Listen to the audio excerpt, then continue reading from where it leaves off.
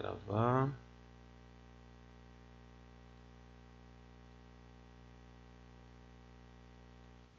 Pessoal, estão conseguindo ver bem aí meu terminal de comandos?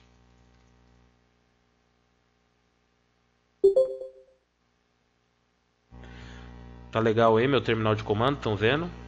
Normal? Minha janela? Tranquilo e favorável, né? Muito bem. É isso aí. Então, mais uma vez aí, boa noite a todos. Vamos que vamos. Reiniciei para tirar todas as minhas conexões aqui. Então, agora tá normal. Então, vamos lá.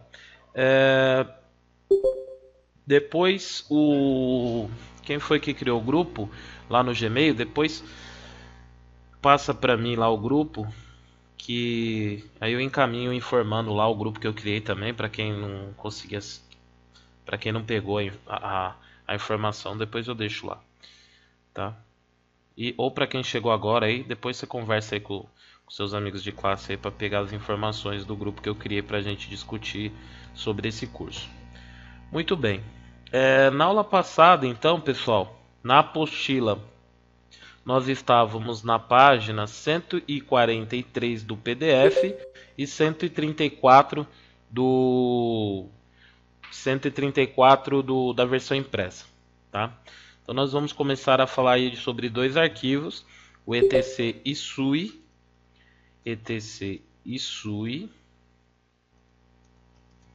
e sobre o etc motd, tá? Dois arquivos que nós vamos falar agora. Bom, pessoal, na aula passada, alguns alunos depois comentaram comigo que a aula passada foi muita informação e tal. Ficou alguma dúvida da aula passada que vocês queiram agora a gente fazer uma pequena revisão do conteúdo da aula passada antes da gente continuar, antes da gente prosseguir? Tem alguém que tem alguma questão, alguma dúvida? Vocês gostariam de a gente fazer uma pequena revisão?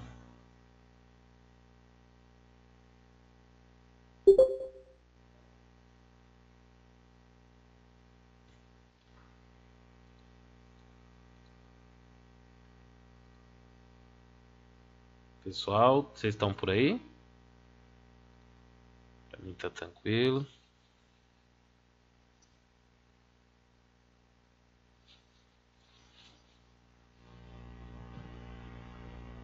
Tá.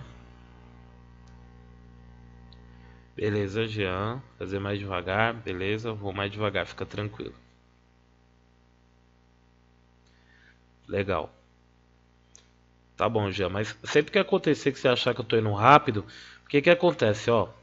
Isso daí, pessoal, é normal, é pra vida de vocês, né? Quando o professor ele vai rápido e vocês na hora não faz a questão, pra mim tá todo mundo compreendendo e aí eu vou embora, entendeu? Vou passando o conteúdo. Se você sentir em algum momento que durante a aula que tá indo rápido, você já chama aí no chat que eu não tenho problema nenhum de voltar né, e revisar, tá?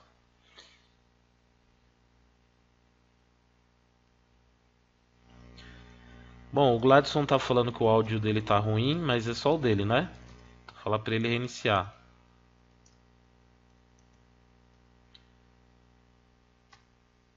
Então tá.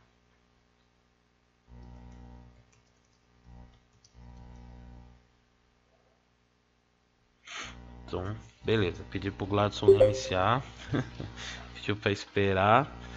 Então vamos tranquilo. Filé. Bom, então pessoal, enquanto ele reinicia, vamos fazer uma pequena revisão rápida, mas de uma maneira bem mais tranquila aí. Vamos falar sobre o que a gente falou ontem, porque é um conteúdo até de LPI, né? Então, um conteúdo para quem vai estudar para LPI é necessário estar bastante fixo na memória.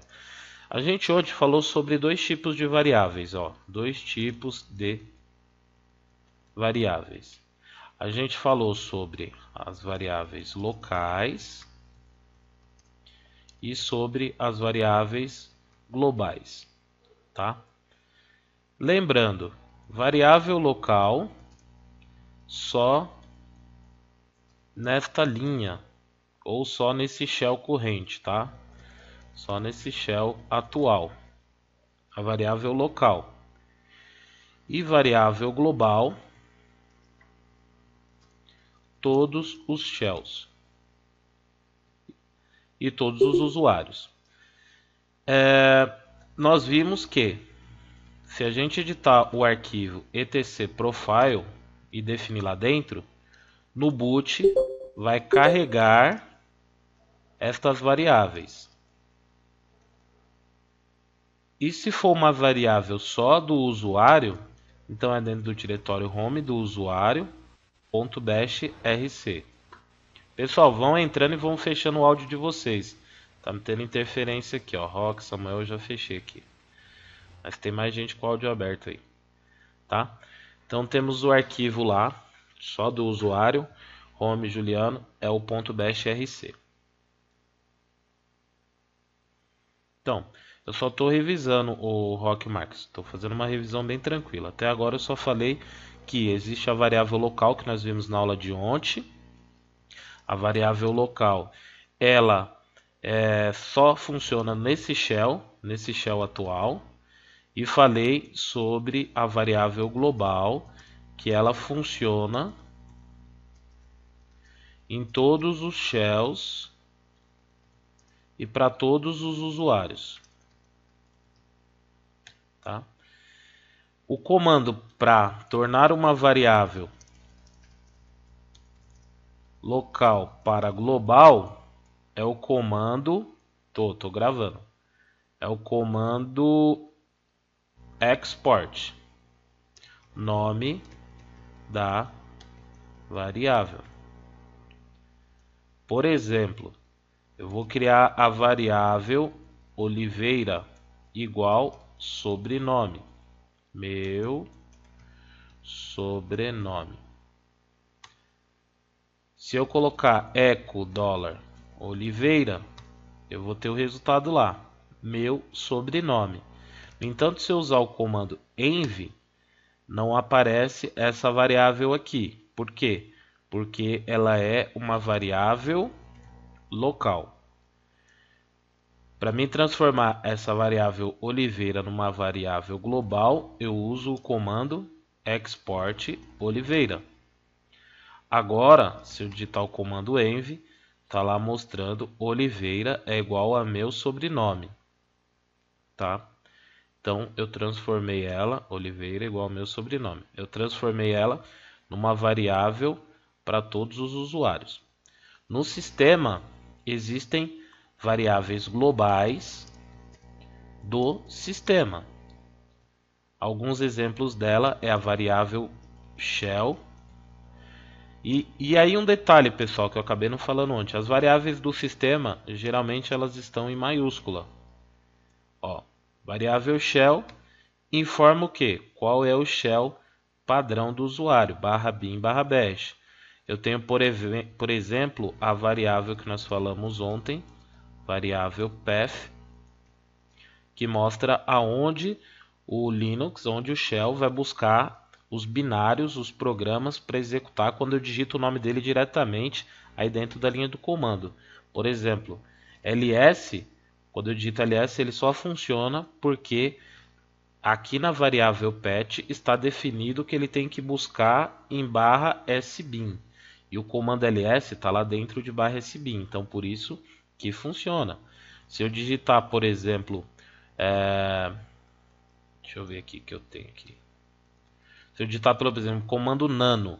O comando nano está dentro de usr bin nano. Ó, ele está aqui dentro.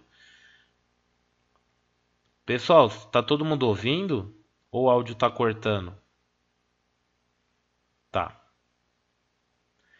Então aí, ó, é problema da conexão de vocês e não da minha. Porque a minha aqui, ó, tá dando a conexão cheia. Tá?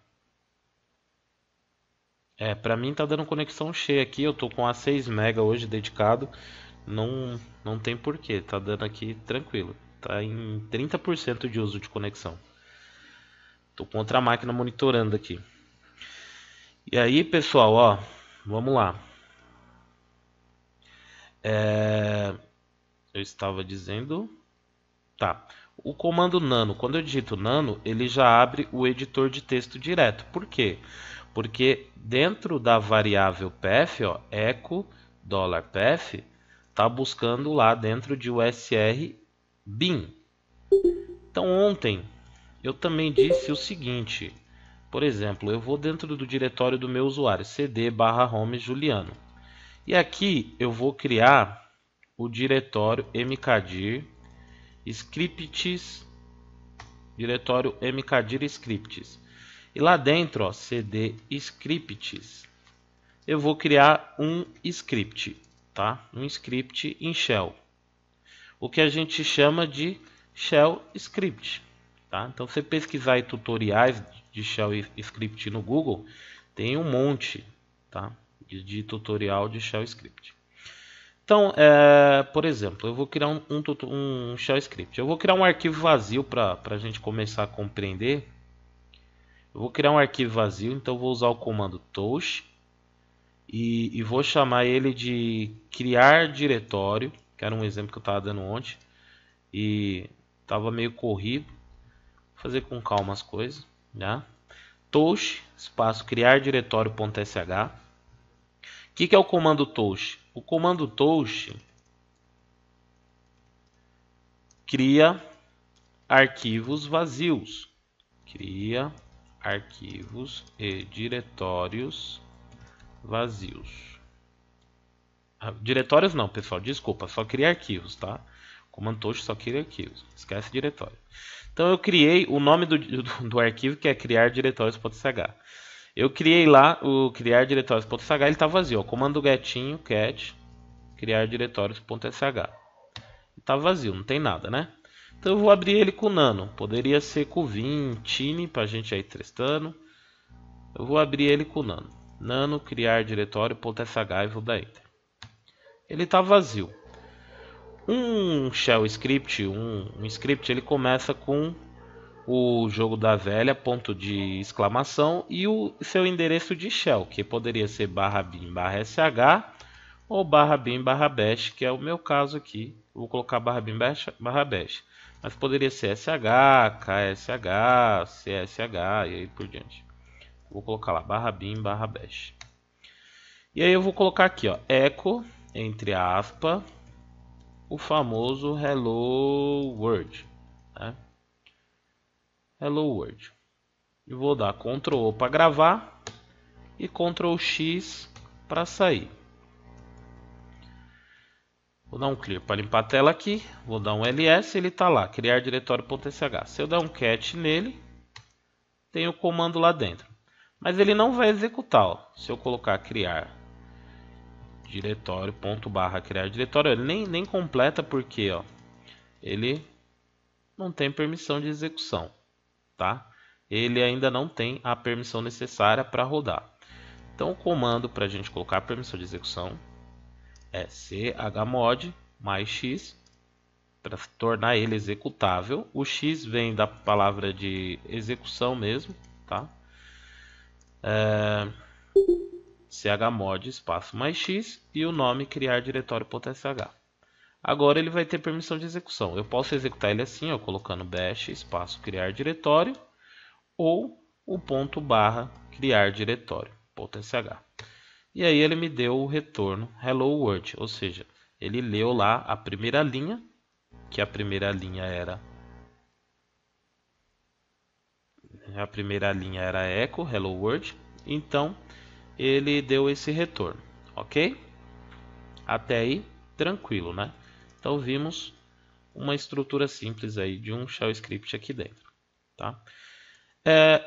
Para que a gente usa o shell script, né? Para que a gente usa script? Isso não está na apostila, eu vou adiantar com vocês alguma coisinha. Porque o shell script a gente vai ver depois. Nos outros treinamentos a gente vai pegar um pouquinho mais.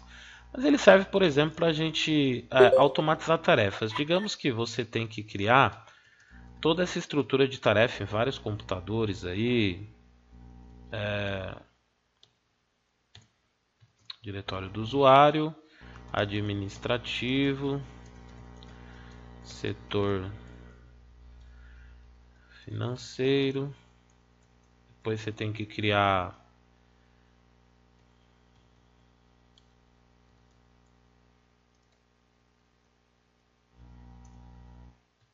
dentro do diretório home, marketing e aí por diante. Digamos que você tem que criar toda uma estrutura de arquivo. Então o shell script vai facilitar. Por que ele vai facilitar?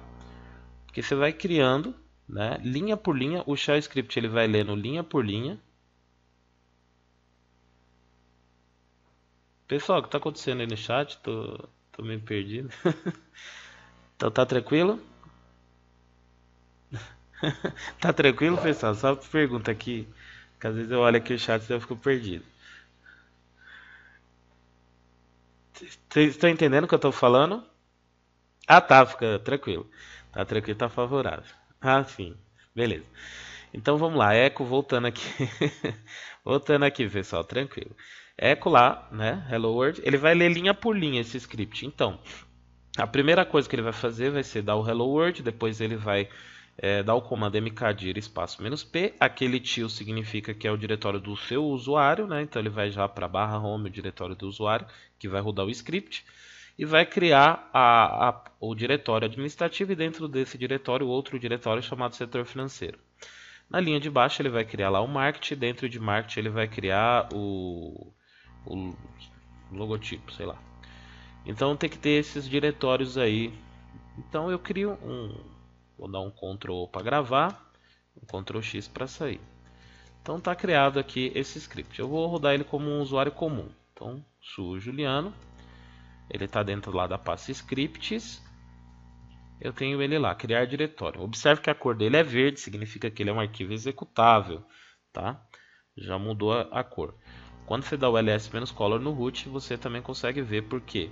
Porque não está setado esse alias lá dentro do root.bashrc. Por isso que o root, quando a gente faz com o root, ó, o ls, ele não está saindo colorido, porque lá dentro do /root bashrc não está ativado o ls, o alias ls-color. Então eu posso fazer aqui alias ls igual ls-color. Então eu posso colocar isso para o meu root agora ficar colorido, tá? Então, vou voltar lá para o meu Juliano. Então eu tô lá, vou executar o script criar diretório. Então ele me deu hello world e fez alguma coisa aí. Vamos ver o que ele fez. cd2.ls, lá, ele criou o administrativo e criou o marketing. Tá? E dentro do administrativo, ó, cd administrativo, tem lá o setor financeiro. E dentro de marketing, ele criou o logotipo. Então, fiz tudo isso de uma maneira automática, né? Fiz tudo isso de uma maneira automática para facilitar a minha vida, ó. Nano, criar diretório. Simples assim. Então tudo que eu fiz foi criar esse script tosco, né? Fazendo echo, hello world, linha de baixo mkdir espaço "-p". O tio simboliza que ele vai ser o diretório home do usuário, ou seja, é a mesma coisa de eu ter escrito aqui /home Juliano, só que eu coloquei para simplificar. E por que você não deve escrever nesse caso do script /home Juliano? Porque se você for rodar esse script em outro computador, lá não vai ser o /home Juliano, vai ser o /home o nome do usuário qualquer. Então é melhor você usar dessa maneira, tá? Porque aí eu posso usar em qualquer computador, ele vai criar dentro do diretório home daquele usuário o diretório administrativo, setor financeiro e marketing logotipo. Tá? Muito bem. Outra coisa, vamos deixar esse script mais bonitinho. Para comentar, ou seja, o que é comentar? Ele não vai ler as linhas. A gente dentro de um script, a gente coloca o jogo da velha. O jogo da velha, né? Trilha, cerquinha, lasanha, sustenido, linha do trem. A gente coloca aí na frente. Vamos fazer o seguinte, vamos colocar assim, ó, echo digite o nome de um diretório.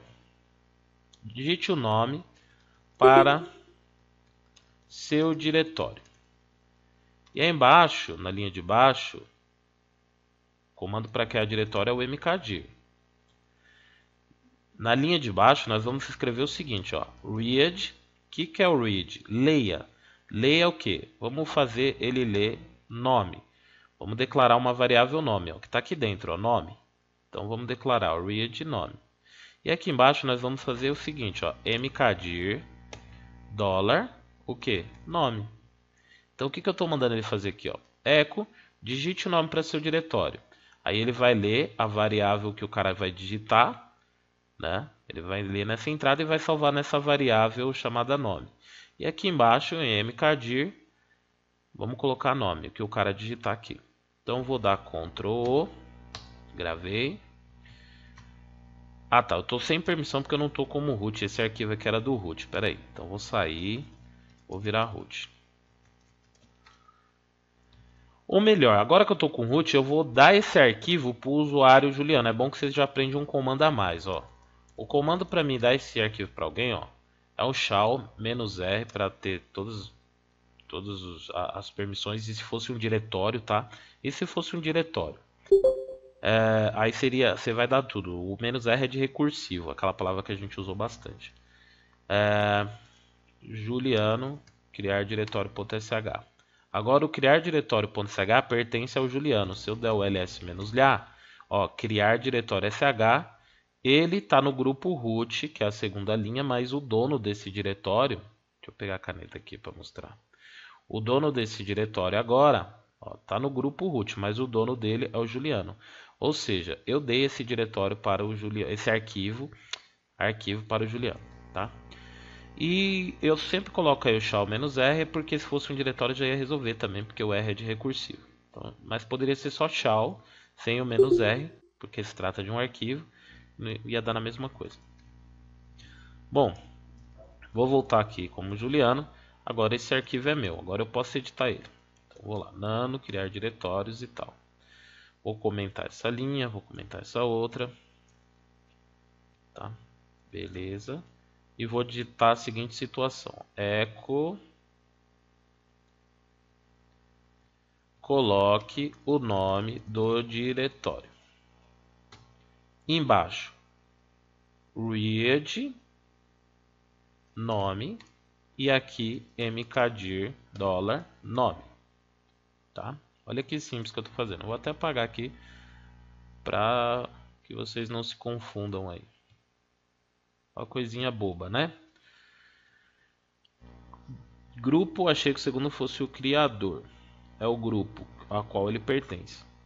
Tá? Tipo, usuário, dono, não. Usuário, dono, é o usuário, dono. Grupo ao qual ele pertence, que vai ser o meu grupo. Tá?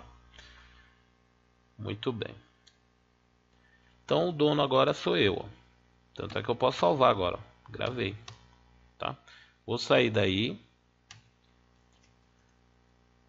Dá um ls, tá lá. E agora eu vou executar esse arquivo. Ó. Criar diretório. Ele vai falar, coloca o nome do diretório. Vou colocar o nome do diretório Zezinho. Vou dar Enter. Ele deu permissão negada porque aqui esse diretório é do root. Eu criei ele como root. Então eu vou dar esse diretório scripts para o usuário comum. Então eu vou virar root. E aí eu vou lá. Shell -r. Juliano. Vai ser dono do diretório scripts. Pronto. Agora o dono do diretório scripts é o Juliano. Vou logar como Juliano e vou entrar dentro de scripts. Agora eu posso executar lá, colocar o nome do diretório, Zezinho, e ele criou lá o diretório Zezinho, tá? Então, ó, vou colocar aí no chat aí, shell, nome do usuário e arquivo, ou shell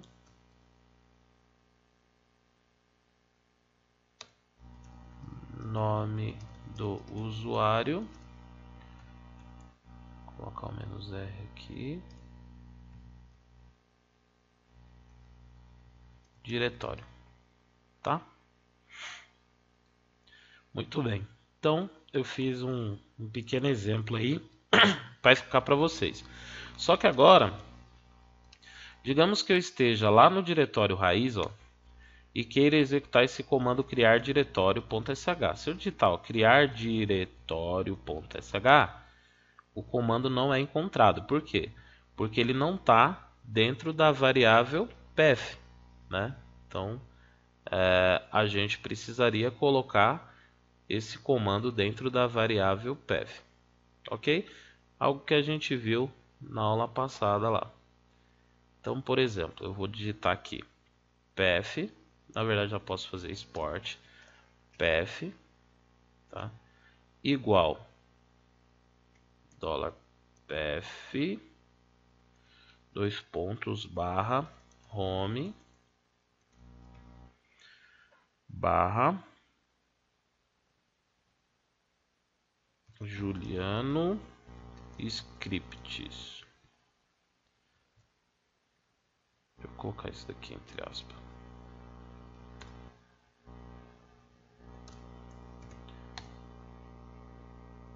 Agora, se você observar aqui, ó, cadê minha canetinha aqui? Ó, home scripts entrou aqui dentro. Nossa, eu sou péssimo desenhando, principalmente com o mouse do notebook. Ó, home scripts, tá? Então entrou dentro da variável que? Path. Agora o que acontece? Se eu digitar em qualquer lugar que eu tiver,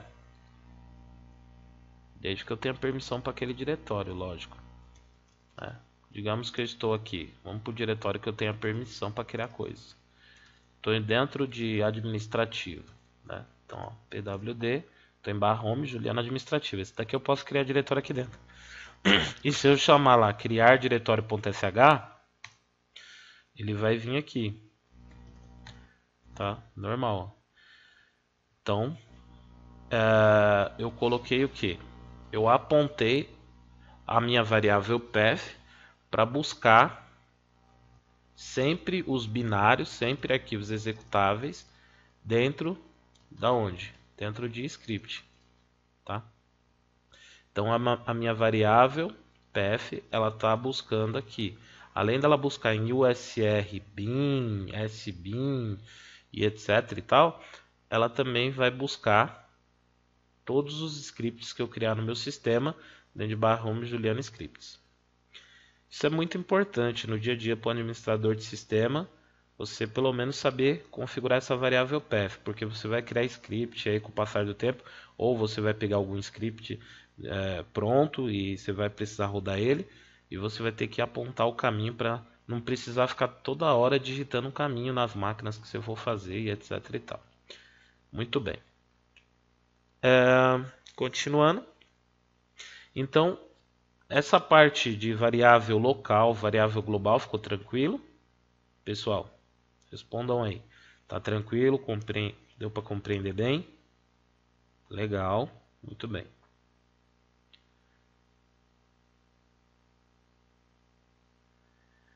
Então, depende, Juarez, para responder sua questão. Se é só um arquivo, eu posso fazer um link. Se é um só, tá?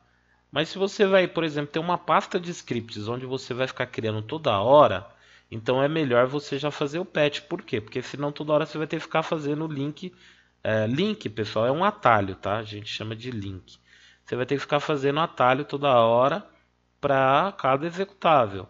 Então, assim, quando é só um, então você pode usar o link, mas nesse caso a gente edita a variável path, tá? Mas futuramente a gente vai entrar nesse detalhe de link simbólico e link, hard link. Então fiquem tranquilo aí, pessoal. Não vou adiantar para mim não confundindo, para a gente passo a passo. Mas já respondendo aí o Juarez. Beleza, Juarez? Ok, né? Então tranquilo essa parte de variável local, variável global. Eu também falei ontem de uma variável chamada PS1, que se a gente olhar lá com echo $, PS1, que é a prompt string. E o nome dessa variável, ó, é prompt string, ou seja, é o que está escrito aí no prompt, prompt string 1. Então, essa é uma pergunta também de LPI 101, né? Por falar em LPI 101, pessoal, né? O que é a LPI? Que eu acho que eu acabei não comentando com vocês. A LPI, a Linux Professional Institute, é um instituto sem fins lucrativos, ou seja, é uma org, uma organização que tem como meta essa organização fazer exames são provas, né? Fazer provas para dar uma certificação para a pessoa provar que ela tem aquele conhecimento. Então, por exemplo, a LPI, o C é de Certification, né? Linux Professional Institute.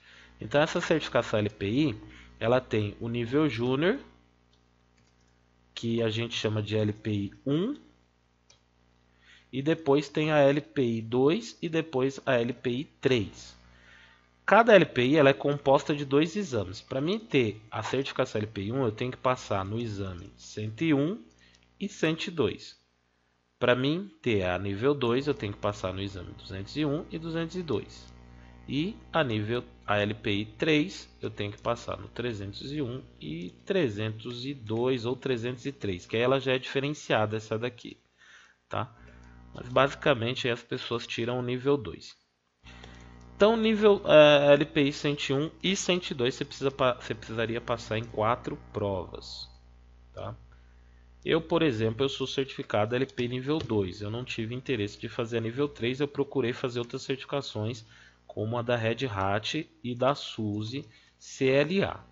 Hoje, quem faz a prova CompTIA Plus tem uma vantagem. Ela tem lá a LX0 101 e a mesma coisa da 101 e tem a 102. O que acontece? Se você passar nessas duas provas da CompTIA, porque ela é um Plus, ela já vai te dar a certificação LPI, ela te dá a certificação CompTIA e ela te dá a certificação SUSE. Então você ganha 3 certificações em uma, tá? 3 em 1. Então, eu recomendo para quem está pensando em fazer certificação, ao invés de você ficar estudando e ir lá no instituto, promete que agendar uma prova para fazer LPI, que você estude e faça a CompTIA, porque você vai pagar e vai fazer 2 provas também, só que você vai ter 3 certificações.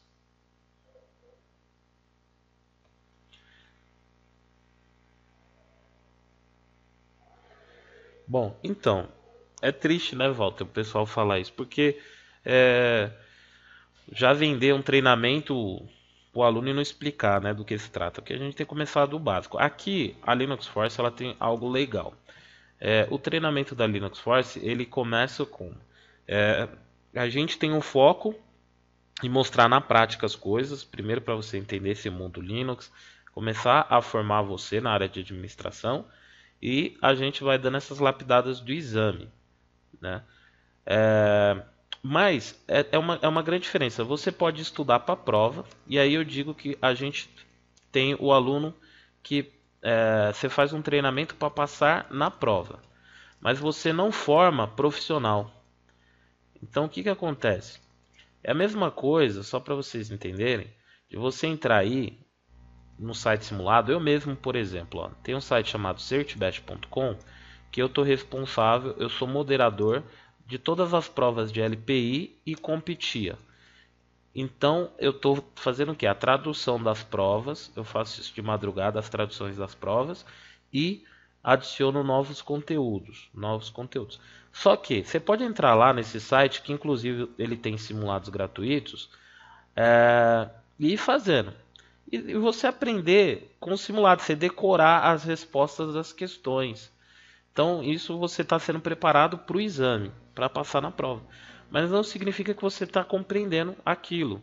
Aqui a gente está compreendendo as coisas, então estou mostrando os comandos bem devagar, a gente está entendendo para que serve cada coisa, nós estamos começando a entender a lógica do sistema, né? E não só entender, por exemplo, o PF lá e tal, tenho que responder a questão barra SBIN. Mas por quê? O que é o PF? Não, o PF é a variável que mantém as variáveis de diretórios, de estrutura de diretório de sistema e tal. Então essa é a diferença. Tá, certbest.com.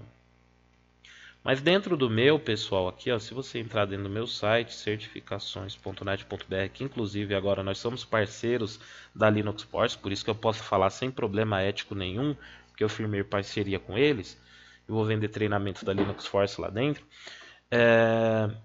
Tem a parte em português, porque se for no Certivest vai estar em inglês. Então no meu certificações.net.br vai ter lá simulados e vai ter já o simulado em português, que é os simulados que eu estou traduzindo e colocando as minhas questões lá. Tem do 101 e do 102 por enquanto. Depois vou colocar do Red Hat e do SUSE.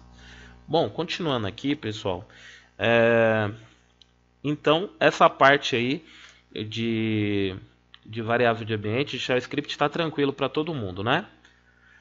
Para a gente continuar, só foi uma revisão de ontem, porque eu passei meio rápido e não é legal. Não gosto de que o aluno não compreenda aí o que eu quero passar.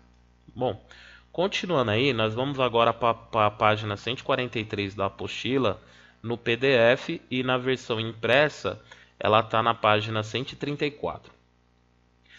Essa página fala sobre dois arquivos. Só um pouco da global rápido. Tá, a global, o Rock, eu vou falar assim com tranquilidade aí, a variável global ela serve para todo mundo e para todos os shells. Por exemplo, eu estava falando aqui, ó. Eu criei lá vou criar aqui, ó. Eu vou criar a variável rock que é igual a marks, tá?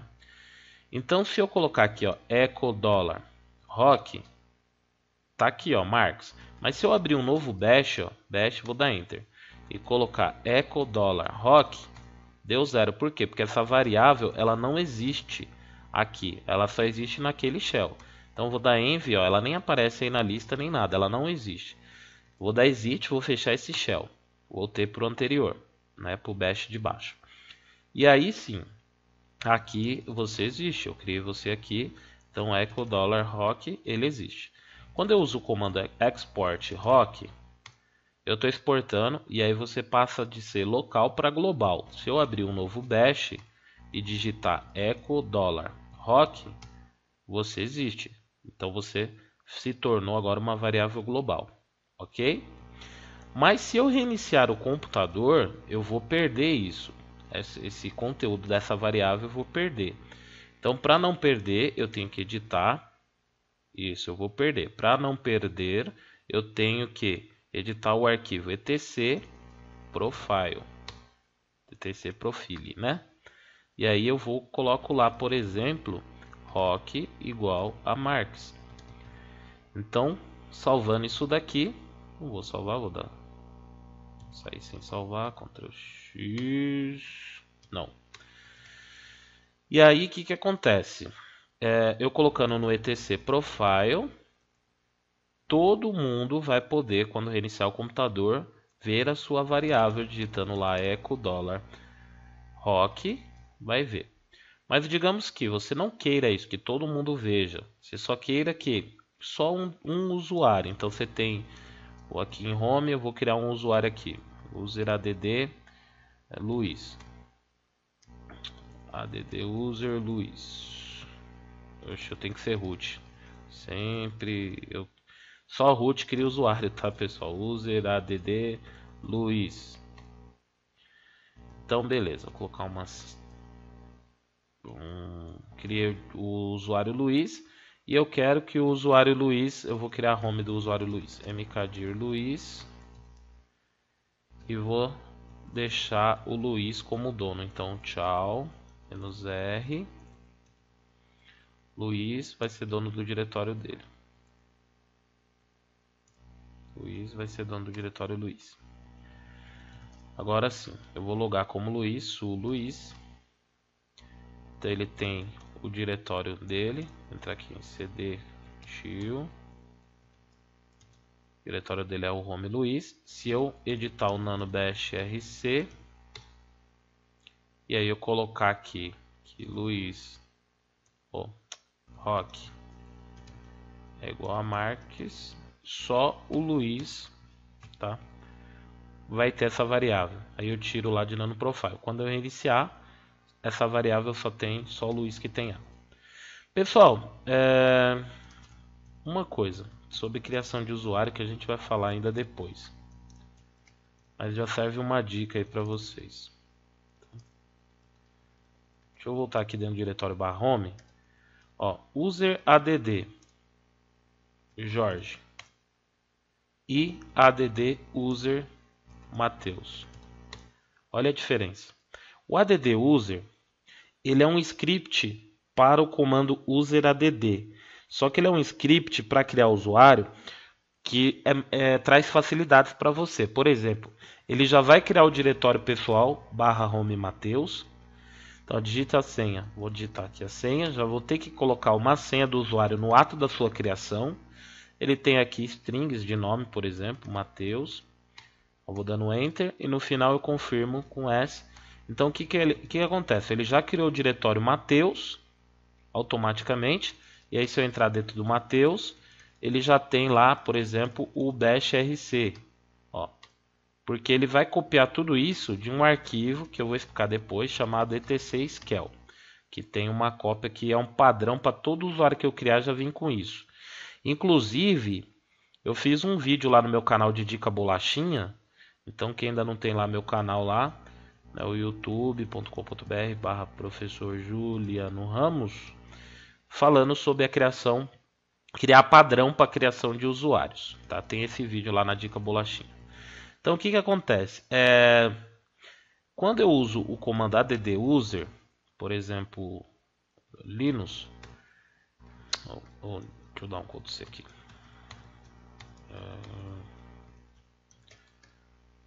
Add user não. Quando eu uso o comando user add, por exemplo, Linux, vamos colocar o Linux 1. Ele não cria nada, ó. Ele não criou para mim o diretório Linux 1. Tá. Ele não criou para mim o diretório.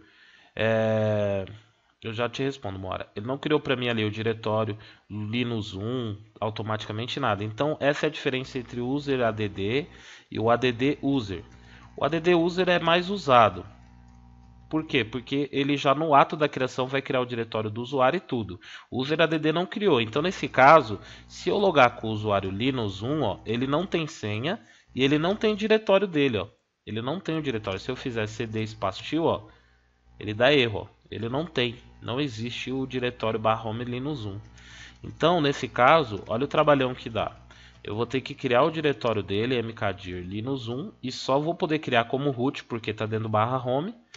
Então, Linux 1. Agora, eu vou usar o comando chow -r.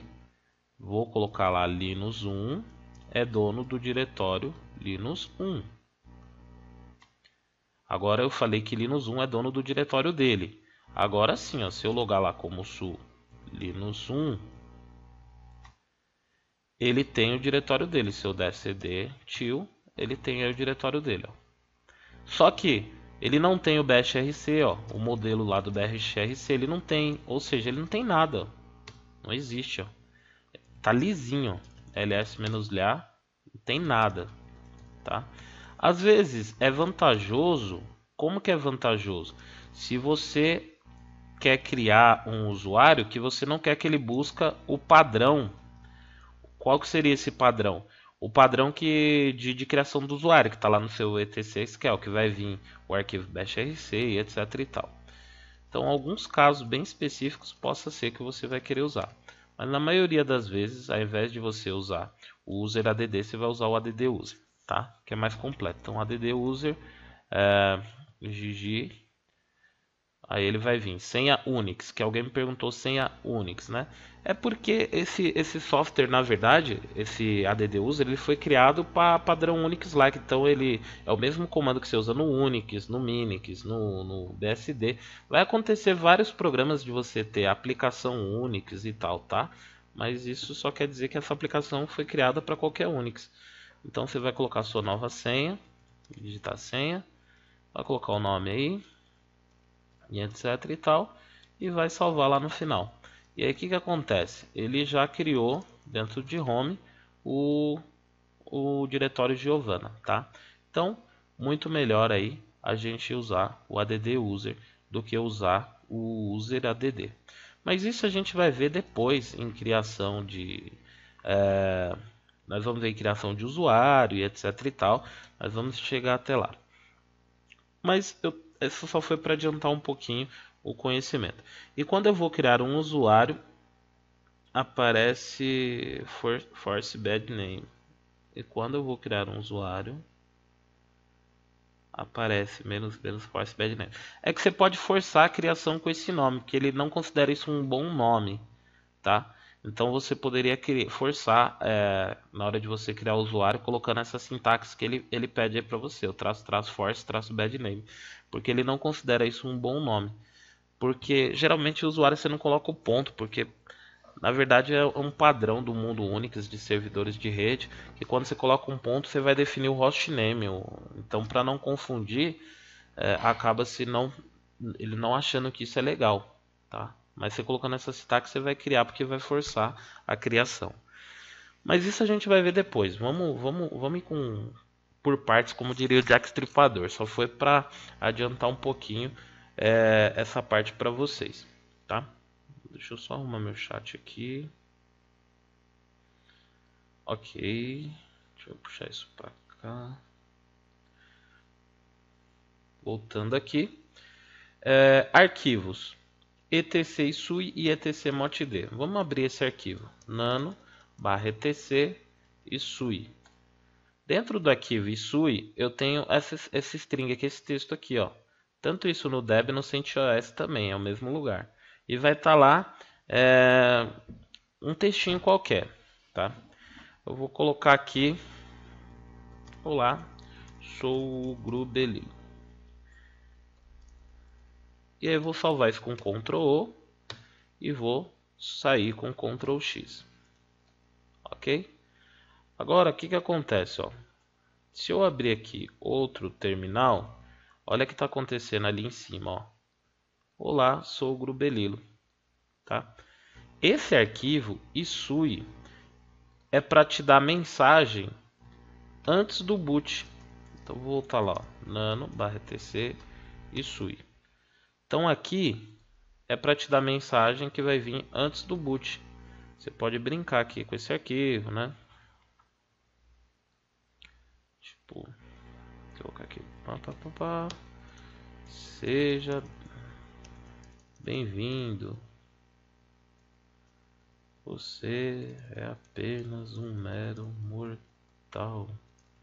Por isso não tem poderes de root.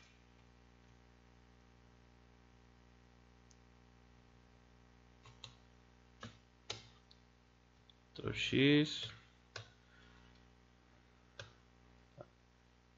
Terminal novo. Então, o arquivo etc isui é para te dar a mensagem antes do login, certo? E nós temos o motd nano/etc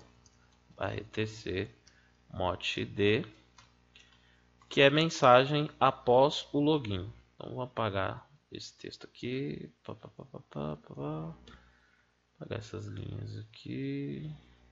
Poderia dar Ctrl K para recortar também, ou lá embaixo ele até explica. Vou apagar aqui as linhas. Apaguei. E aí eu vou colocar aqui: cuidado, grandes poderes exigem grandes responsabilidades.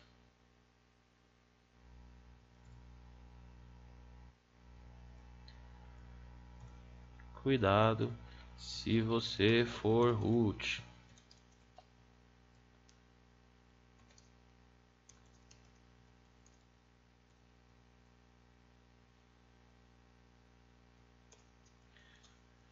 Tio Ben.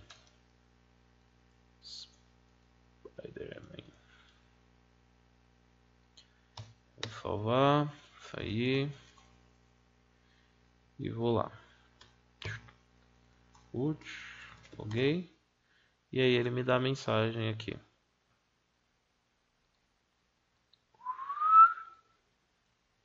Certo?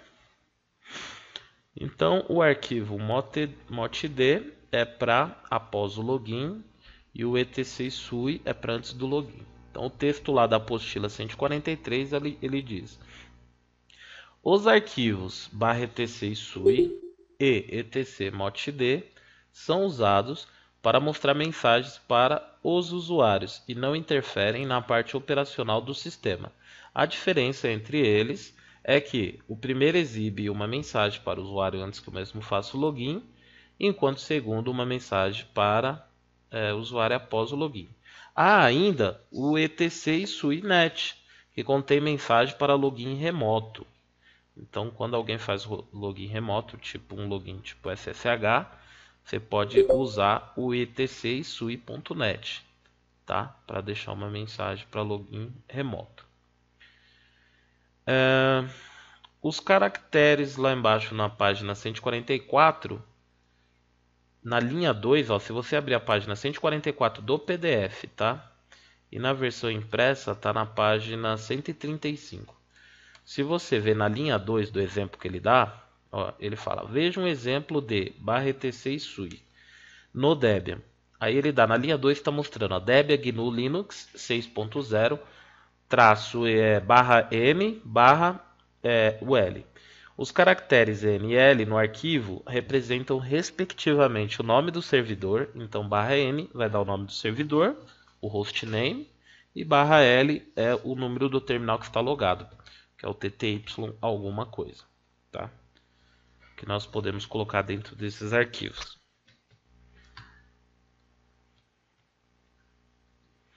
Então seria o que? Nano /etc sui, melhor, vou colocar aqui sui, e vou colocar aqui o /n. Ctrl O, Ctrl X, vou abrir aqui um terminal.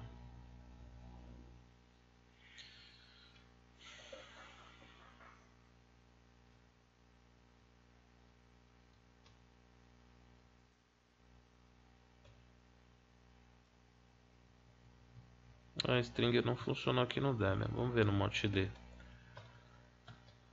Eu tinha testado hoje no CentOS.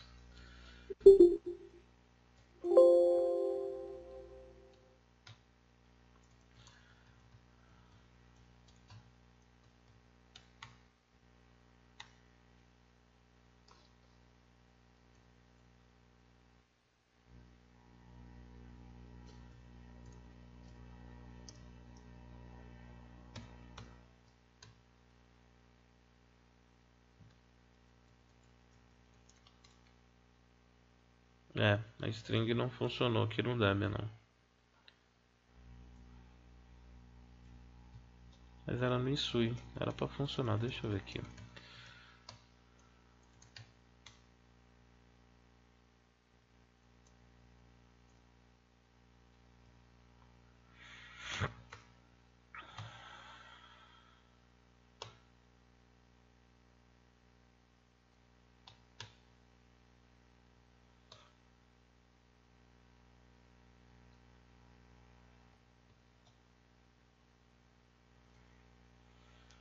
Agora mostrou, tá, eu tinha que atualizar. Ó, mostrou aqui, pessoal. Debian Linux Force é o meu hostname e TTY2. Tinha que atualizar. No caso é só ficar dando um enter aqui, ó. Depois você fazer a alteração lá no Isui, você vem na tela de login sem colocar login nenhum, você dá uns enter que vai atualizar a tela, aí ele aparece. Professor, lá na empresa ele utiliza o put ao logar no servidor automático, aparece bom dia ou boa tarde automático. Como ele reconhece esse fuso horário? Tem uma variável dentro de Isui que tem uma variável que é para data, que eu acho que é a variável date. Eu não lembro agora. Mas é dessa mesma maneira que a gente colocou aí o /L para colocar /L o número do terminal e o /N que é para colocar o nome da máquina, o hostname. Tem um também que é para data e aí ele deve ter feito um scriptzinho para converter esses horários da data em boa tarde e boa noite, tá? Mas vamos ver aqui no main. arquivo main isui. Lembrando, pessoal, página de manual sempre, né? Não explica muita coisa, não. Não tem nada, na verdade. Info isui.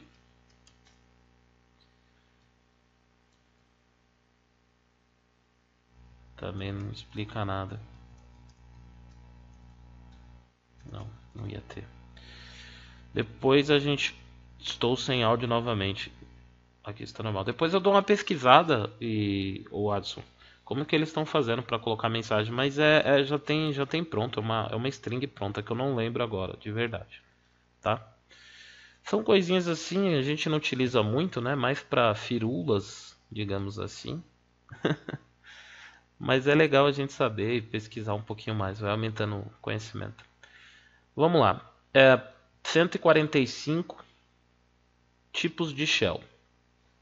Para saber quais shells são válidos para login, basta visualizar o conteúdo do arquivo etc shell. Estamos na página 145 PDF, tá? Então vamos lá. Ou 136. 136, isso. Para saber quais shells são válidos no login, basta visualizar o conteúdo do arquivo /etc shells. Então, se a gente visualizar, a gente vai ver quais shells que estão disponíveis para a gente. Basta etc shells. Ó, eu tenho o sh, o dash, o bash e o rbash. A maioria das distribuições traz o bash como shell padrão. Esta é uma evolução do Burn Shell, que é o sh, que tem bem poucos recursos. Para sabermos o shell atual, basta olhar a variável shell, que a gente já fez isso algumas vezes.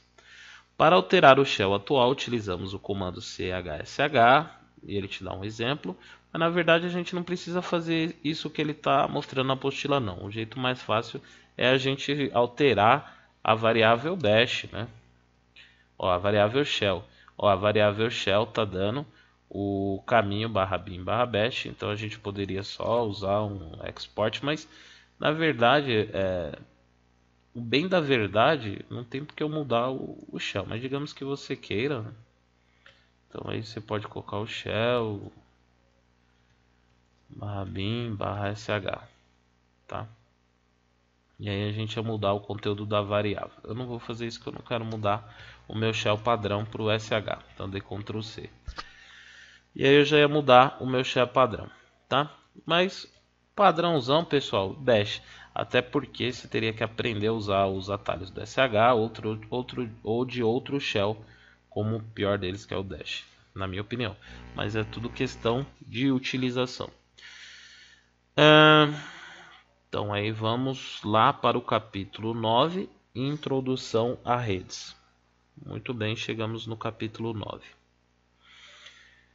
Professor, para mim apareceu sbin no login. É a shell.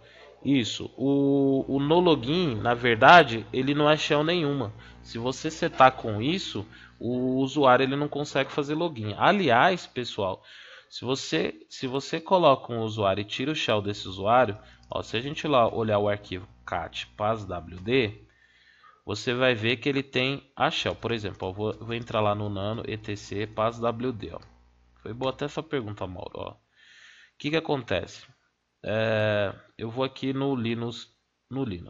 Ele tem a shell, ó, /bin/bash. Se eu arrancar a shell, esse usuário ele não loga. Tá? Vou dar Ctrl O, vou salvar. Se eu logar aqui com Linux, ó, pera aí. Foi o Linux mesmo que eu troquei? Pera aí. nano/etc passwd.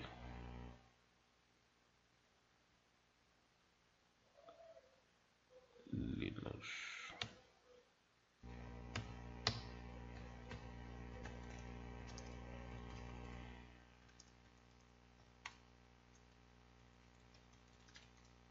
Ó, peraí, Linux.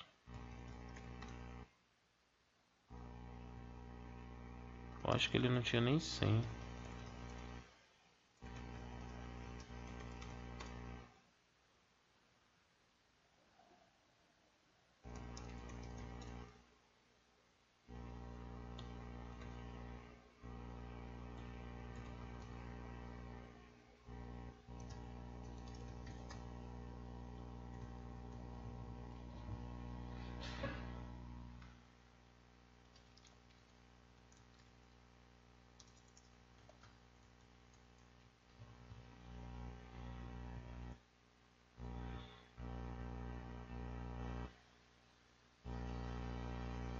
Ah, tá. Tem que colocar barra dev barra null, por exemplo.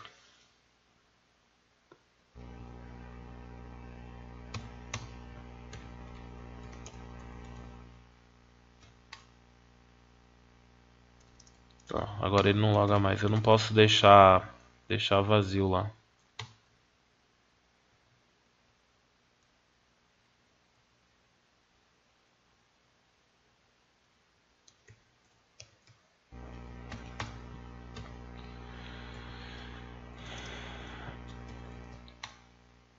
Tá? Aí ele não vai encontrar e ele não vai logar.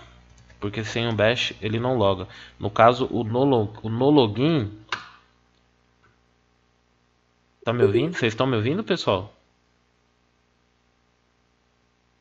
O no login, na verdade, é isso daí. Ele dá um caminho que não existe um shell, entendeu? Então, já algumas versões mais novas aí desse utilitário do, do add user, do user, que já tem a opção no login, que na verdade seria mais ou menos algo como eu fazer um barra bin no login aqui, algo que não tem, tá? Então, se eu não tenho um shell, barra bin barra sem shell, tá? Isso não existe. Como eu não tenho shell, nunca esse usuário vai logar, tá? Porque ele não tem o shell. Então, ah, quando eu posso criar um usuário sem shell? Um usuário que eu tenho, mas eu não quero que esse usuário loga. Quando, por exemplo, você cria um usuário para o servidor Samba. Então, você tem um usuário para compartilhamento. Então, quando você vai compartilhar a máquina Windows, ele vai entrar lá e ele vai ser um usuário para fazer login dentro da máquina Windows. Então você tem que criar ele no servidor aqui do computador. Só que na máquina local, no servidor, você não quer que esse usuário se logue. Você não quer que esse usuário exista na máquina local. Então você deixa ele sem um shell. Ele não vai logar na máquina local, porém ele vai estar dentro do grupo Samba, servidor, ele vai logar lá no servidor. E então é um caso que você pode precisar. Então é comum você falar, pô, eu não quero que esse usuário se logue na máquina local, mas ele pode existir esse usuário para fazer login no servidor Samba, por exemplo. Tá? Muito bem. Então nós vamos falar agora do capítulo 9, começar a falar um pouquinho de rede de computadores, que na apostila está na página 139 da apostila, capítulo 9.1. Então aí tem uma introdução teórica sobre rede, né? Ele começa falando: nesse capítulo iremos aprender alguns conceitos de rede que são importantes no nosso dia a dia em TI. Elementos como endereço IP da máquina e a máscara de rede são de fundamental importância para lidarmos com configuração de rede. Tão importante quanto os itens acima é saber como funciona uma rede, aprender a configurar o Gator e definir o DNS, além de descobrir técnicas que facilitam as configurações de área de rede dos nossos sistemas Unix. PDF, página 148.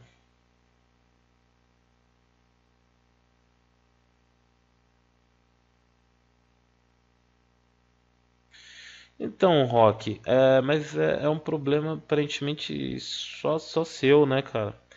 Tem que testar essa conexão aí, viu, velhinho? Ver o problema da sua conexão. É ruim, né? Não acompanhar as aulas presencial é ruim mesmo. Continuando aqui. Os protocolos TCP/IP antigamente eram usados como um padrão militar para a troca de informações e atualmente esses protocolos são um padrão mundial para a comunicação de rede de computadores, inclusive da internet. Aqui ele fala um pouquinho de rede, né? Vamos ver. O protocolo TCP, né? Transmission Control Protocol, é orientado a conexões, transporta informações por meio de handshake. Caso algum erro aconteça durante a comunicação, ele automaticamente reenvia a informação. Esse protocolo garante o envio de mensagens. Podemos citar alguns serviços de rede, como TCP, SMTP, FTP e Telnet. Já o protocolo IP é responsável por estabelecer o esquema de endereçamento e pelas definições de datagramas. Bom, aqui tem mais um conteúdo mais teórico sobre a rede básicas, né? Então ele até diz que vai ter no próximo treinamento vai falar um pouco mais sobre rede e tudo mais. Mas enfim, é mais um conteúdo mais teórico sobre... Ah tá, baixa o app. Boa dica, melhor. Mais um conteúdo teórico sobre o básico de rede de computadores, né? O endereçamento IP é composto de 4 octetos e uma máscara de rede, etc e tal. Bom, pessoal, vou adiantar um pouquinho. Ele só fala que tem o endereço de loopback, né, que é o padrão aí toda a máquina, o 127.0.0.1 e etc e tal. Mas eu vou pular isso daqui, que é mais conteúdo teórico. Vou para a página 150. Ele fala que é um host, que é um endereço disponibilizado para computadores ou qualquer outro dispositivo que esteja na rede. Network é a rede em si, broadcast é o número, o último computador da rede, né? O último endereço da rede, né? Muito bem, mas vamos para a prática, porque aqui é mais a teoria. Aí ele fala o que é o servidor DNS, página 152. Estou na 152. Porque ali é mais teoria, né? Teoria de introdução à rede. Diferente de Windows, Linux é a mesma teoria, né? Bom, deixa eu fazer uma pergunta aqui. Esse básico de rede, essa teoria, todo mundo aqui tranquilo, pessoal? Sabe o que é um IP, né? O que é um IP? O que é, por exemplo, um DNS? DNS a gente vai falar agora também, na página 152, tá? Então depois fazer uma leitura com calma, que a gente não se aprofunda muito nisso, que é o básico de rede de computadores mesmo, né? Página 152, vamos falar então do que seria o DNS. Nesse ponto é muito importante frisar que o servidor DNS não faz parte da configuração essencial da rede. Na verdade eu preciso dele quando eu vou usar a internet, né? Então, por exemplo, ele dá um exemplo que pode acontecer e a gente vai ver que acontece. Por exemplo, o usuário ele fala para o suporte, né? O suporte responde: o que posso te ajudar e tal. Ele fala que a internet está fora do ar, porque ele não consegue acessar o orkut.com. Então precisa dar uma atualizada aí. Ele não consegue acessar, essa apostila vai ser atualizada. Para resolver esse problema, basta digitar o comando ping 8.8.8.8. O que acontece com o ping 888? É o servidor DNS do Google. O que seria servidor DNS? DNS significa Domain Name Server, né? Ou servidor de nomes, no bom português. O que vem a ser o servidor de nomes? Ele que define que, ao invés de você, quando você coloca aqui, ó, por exemplo, ping www Google, o Google tem um IP lá, o IP do Google lá, 190.98.170.25. Imagine que eu tivesse que decorar esse número para acessar o site do Google. Ter que ir lá no navegador de internet, ao invés de acessar www.google.com, eu tenho que colocar lá 192.98.170.25. Você ia conseguir decorar aí 3, 4 sites aí, né? Se é um crânio, você ia colocar aí, decorar uns 10, mas não mais que isso. Então, para facilitar, a gente tem o servidor DNS que transforma esses números, que são números IP, identificação de internet protocolo, né? Ele transforma esses números em nomes humanos. Então, o servidor DNS do 8.8.8 ele é muito conhecido porque ele é o servidor DNS do Google. Ele te dá maior desempenho do que você normalmente usar os servidores DNS de serviços de internet aqui do Brasil, tipo o UOL, o servidor DNS tipo os da Vivo mesmo. Então, ele te dá um maior desempenho e geralmente os do Google são os mais atualizados, né? O que acontece? Um exemplo disso, por exemplo, às vezes um site acabou de ir lá no registro BR, ele ser passado para ser atualizado nos servidores mais comuns.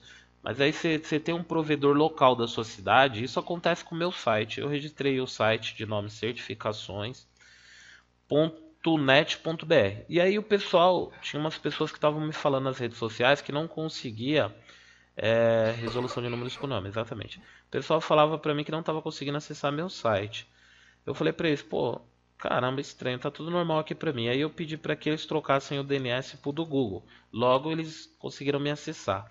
Acontece que provavelmente o registro BR, alguns provedores locais, servidores pequenos de DNS, não mandou a informação para esses pequenos provedores e logo não foi atualizada a lista de DNS dele. Então o site tem pouco tempo, ainda não foi atualizada a lista lá de DNS deles, por isso que eles não conseguiam acessar, tá? Então fica a dica aí para a gente colocar sempre usar o do Google, que é muito bom. E aonde eu edito isso? No arquivo etcresolve.conf. Se você não tiver esse arquivo, você pode criar ele, tá? nano/etcresolve.conf, e a sintaxe é essa daqui, ó. Name serve, ó, eu sempre deixo ele aqui, ó. O Google aí, 8.8.8 para mim. Muito bem. Antigamente tinha que decorar 15, 20 números de telefone. Hoje em dia a gente não decora mais nenhum nome, né? Cada vez vai ficando pior as coisas. Bom, continuando.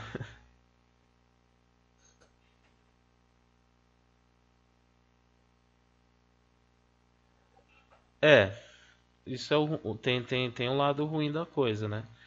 Tem um lado ruim que você colocou. E às vezes também você consegue acessar algumas coisas. Tipo assim, recentemente tinha um provedor aqui em São Paulo que estava bloqueando uns sites adultos aí, né? Virou, o pessoal jogando no Google virou até piada, né? O provedor bloqueou lá um site adulto, deixou o pessoal bravo, mas na verdade ele só tinha bloqueado Xvideo, tá sabendo, né, Jean? E aí você colocava lá o DNS do Google e você conseguia acessar por esse provedor. E aí, o que que acontece? Era um provedor de acesso aqui de São Paulo, não acessava. Você colocava lá www e não ia.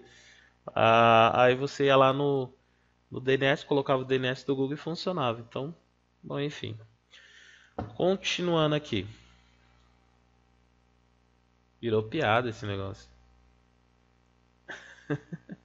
Bloquear aqui também, né? Virou uma piada. Bom, pessoal, vamos ver na prática essa parte de configuração de rede. Vamos então pular para a página. Deixa eu ver onde tem na prática aqui alguma coisa. Vamos para a prática, para a página 155. GVT que fez isso. Tudo viciado. Meu Deus do céu.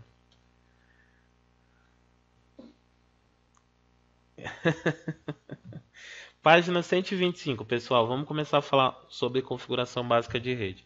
E aí na página 100 e... Na verdade, deixa eu achar aqui. Página 154 do PDF, tá? 154 do PDF ou 145 da versão impressa. Ele diz o seguinte, ó. A configuração da rede em um sistema Linux é muito importante, pois esses sistemas são intrinsecamente sistemas de rede. Aí ele fala que basicamente precisa de três etapas: configurar um número IP e sua máscara de rede, configuração do gateway e configuração do servidor DNS. Então nós precisamos de três etapas. Primeiro passo: eu acho que a grande maioria de vocês está usando o Linux pelo VirtualBox, concordam? Pessoal, a maioria está usando aí pelo VirtualBox, né? Windows VirtualBox, certo? Certo. Então, primeiro passo aqui, eu vou dar um shutdown e vou desligar minha máquina. Shutdown menos H não. Por quê? Porque o primeiro passo é dentro do VirtualBox, tá? Primeiro passo, dentro do VirtualBox eu vou vir aqui, ó, configurações, rede. Pessoal, tem alguém com o microfone ligado. Hora ou outra as pessoas ligam o microfone aí e aí fica barulho aqui para mim. Configuração rede. E aí você vai colocar aqui, ó, conectada a placa em, você vai pôr modo bridge, tá? Padrão, ele vem NAT. E aí não vai dar certo as configurações que a gente fizer. Então você vai colocar em modo bridge, vai dar OK e vai dar iniciar. Você vai iniciar a sua máquina. Você vai perceber que você vai parar de navegar na internet fazendo isso, tá? Colocando aí em modo bridge, não está mais em modo NAT, ele não está mais compartilhando a sua internet automaticamente. Você vai ter que fazer as configurações manuais. Então é o primeiro passo aí.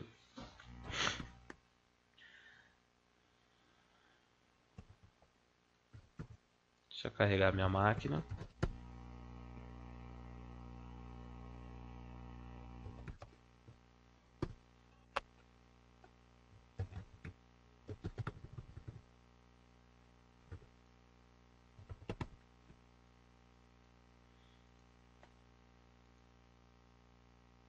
Prontinho.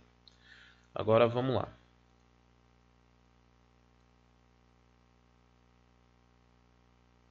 Espera aí, deixa eu me achar aqui.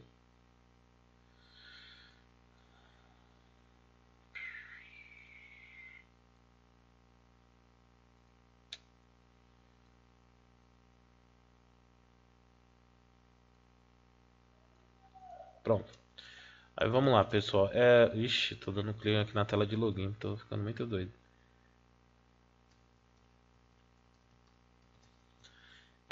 O que acontece?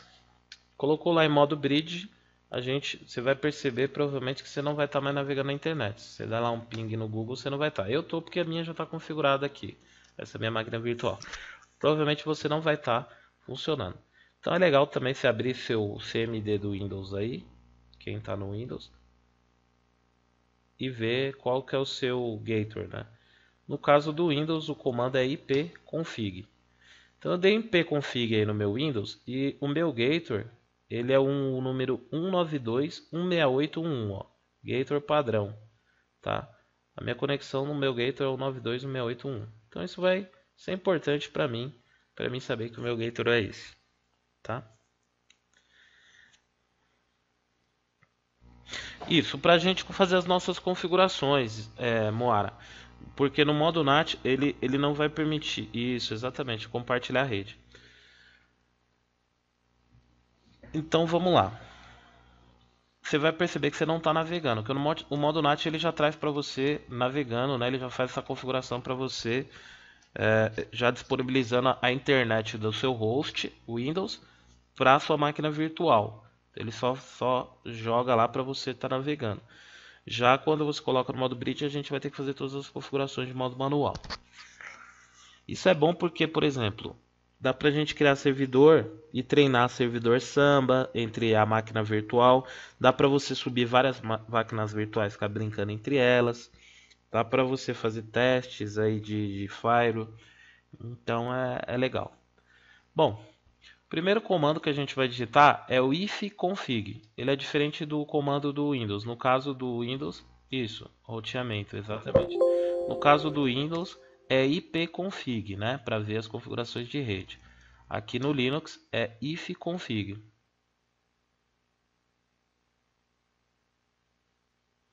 Você está como root, ô Mauro? O ifconfig, se você tentar como usuário comum, não vai funcionar. Ele é um comando para root. Só root tem os direitos de ver. Tenta, Mauro, tenta fazer o seguinte, ó. Pera aí. Tenta fazer o comando assim, ó, sbin ifconfig, Mauro. Vê se vai.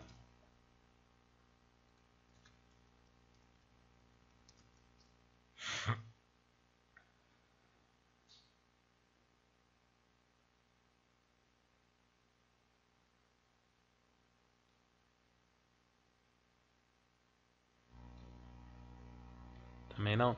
Você tá com a internet aí funcionando, Mauro? Nessa máquina? Se você dá um ping no Google, funciona?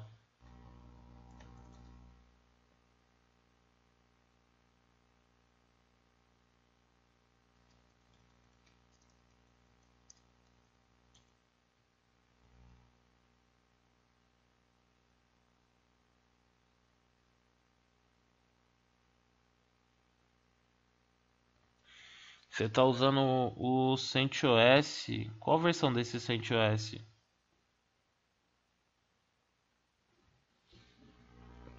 Deixa eu abrir o meu aqui.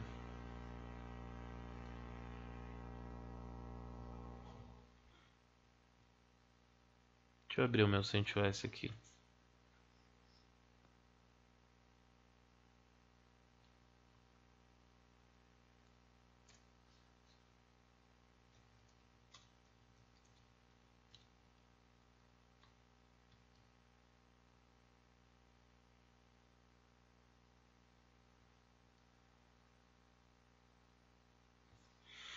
Tá, você vai fazer esse. O Mauro, coloca como modo NAT no seu VirtualBox, a internet vai estar funcionando. Aí você vai digitar esse comando aí, ó. Você vai ter que instalar o NetTools.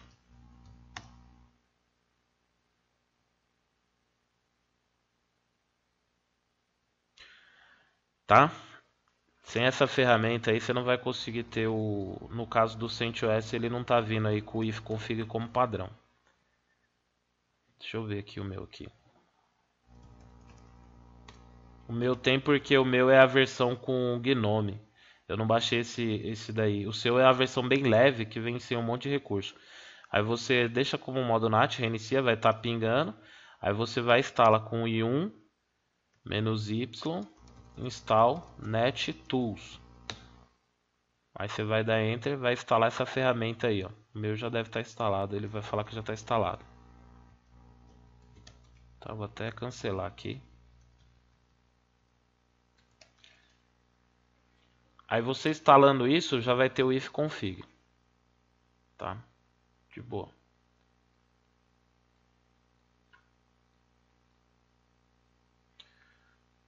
Espera aí que eu tô apanhando aqui com o meu mouse.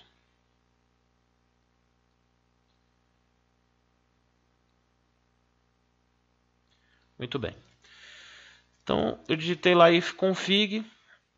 Ele vai me mostrar para mim as interfaces de rede que eu tenho. Por exemplo, no meu caso ali, LO é de loopback. Pode ser que aconteça com vocês que só esteja mostrando essa, só a interface de loopback. E não esteja nem mostrando as de cima. Tá? Cadê a ferramenta que risca aqui? Espera aí, canetinha. Então aqui, ó, LO, a interface de loopback, que é o endereço 127.0.0.1. Porque quase todo sistema operacional, né, Windows, Mac, Linux, BSD, tem essa interface de loopback. Porque a gente pode testar ou instalar alguns programas que, por exemplo, programas que seriam para serviço de rede, e a gente pode instalar na máquina local, sem precisar estar numa rede. Então, por exemplo, servidor Apache, eu posso instalar ele e hospedar páginas PHP dentro do meu endereço de loopback, visualizar eu mesmo, sem precisar estar na rede. Então esse é o padrão, ele já vai estar em todas as máquinas, né? Um endereço virtual e etc e tal. Mas aqui vem a minha primeira placa de rede, identificada como ETH0. No caso aqui do meu CentOS vai estar diferente. Ó, no meu CentOS, vou dar ifconfig nele, tá como ENP0S3, tá? Isso pode variar, tá, pessoal? Não é um padrão, não tem um consenso padrão atualmente. Antigamente sempre seguia o padrão do ETH0. Atualmente as distribuições, algumas pegam, por exemplo, a CentOS, pegam o nome que pode ser o começo da identificação do nome da placa de rede e etc e tal, tá? Então você vai ter que dar o comando ifconfig para ver qual que é a sua placa de rede. E se não estiver mostrando, pode ser que ela não tá habilitada aí. Então se você der o ifconfig, ifconfig -a, você vai ver todas as interfaces que estão disponíveis. Está falando aí na apostila, ó. Na página 145 da apostila, ele fala: além da interface de loopback, podemos configurar outras interfaces, basta que elas estejam presentes fisicamente e sejam suportadas pelo kernel. Na maior parte dos casos, a interface mais comum acaba sendo a interface ETH0, de Ethernet número 0, porque será a primeira. Ou seja, se eu tiver duas placas de rede, no meu caso, habilitei o bridge, perdi o IP na ETH0. Vai perder mesmo quando você habilita o bridge, porque nós vamos fazer isso manualmente. Tá certinho, Rock. É por isso que eu pedi para trocar lá. E aí, voltando aqui, além da interface loopback, tá. ETH0 significa que é uma placa de rede só que eu tenho. Se eu colocar duas placas de rede no meu computador, então eu vou ter lá ETH0 e ETH1. Tá? Mas lembrando que você tem que rodar o comando ifconfig, porque hoje em dia ele já não tem mais esse consenso. Então as distribuições podem mudar o nome. Então ele mostra ali que eu rodei o ifconfig e ele mostra com "-a", vai mostrar todas as interfaces que eu tenho. E eu posso setar um IP digitando, ó. Vou ver meu IP lá, ifconfig.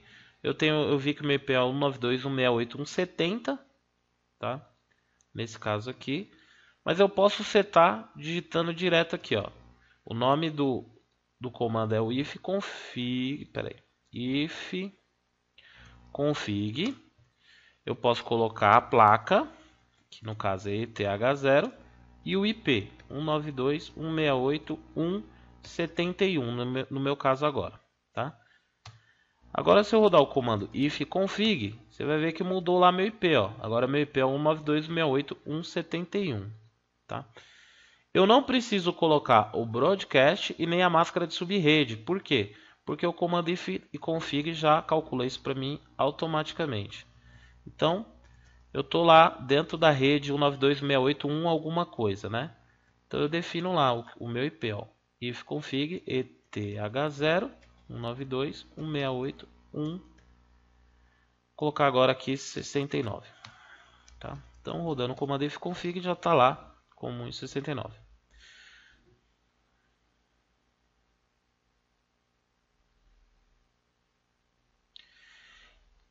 Na instalação do VirtualBox, o senhor informou para não colocar em modo bridge a empresa. Não, porque na verdade, por que eu não pedi? Para você já ter internet, porque eu não ia falar de configuração de rede. Agora vai ser a mesma coisa como se estivesse no modo NAT, que a gente vai fazer as configurações e vai deixar normal como uma máquina da sua rede.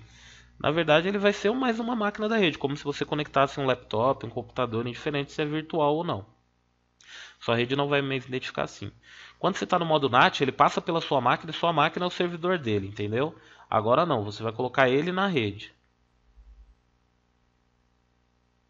Digamos que sua rede ela é 192.168, que é o padrãozão aí, 1 alguma coisa. Então sua máquina era 10 e sua máquina fornecia IP para essa máquina virtual, quando você estava em modo NAT. Agora, a gente em modo bridge, você vai definir um IP para essa máquina, por exemplo, virtual, tipo 12, e agora ele é uma máquina da rede como qualquer uma. Então ele está dentro aí, como se fosse uma máquina de verdade, né, se você colocasse. E aí, voltando lá, quando reiniciar o Debian, vai perder as configurações desse IP, vai perder quando você reiniciar. Então vou colocar lá, ifconfig. Na verdade, Jean, a versão 8 do Debian 1.0, quando você seta no ifconfig, você vai reiniciar e ainda vai estar o IP, tá? Nas versões anteriores se perde. Por exemplo, ó, vou mostrar aqui para vocês, ó. Ifconfig, eu vou mudar esse IP, ó. Vou colocar ifconfig 192.168, vou colocar ele como 1.83. Ifconfig precisou ETH0, a placa de rede, depois do IP, que vai ser 192.168.1.87, tá? Então, olha lá, meu IP é 87. Eu vou reiniciar, ó.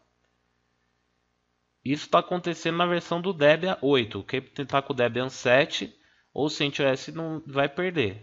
O certo deveria perder, porque ali quando você usa o ifconfig é uma configuração temporária, digamos assim.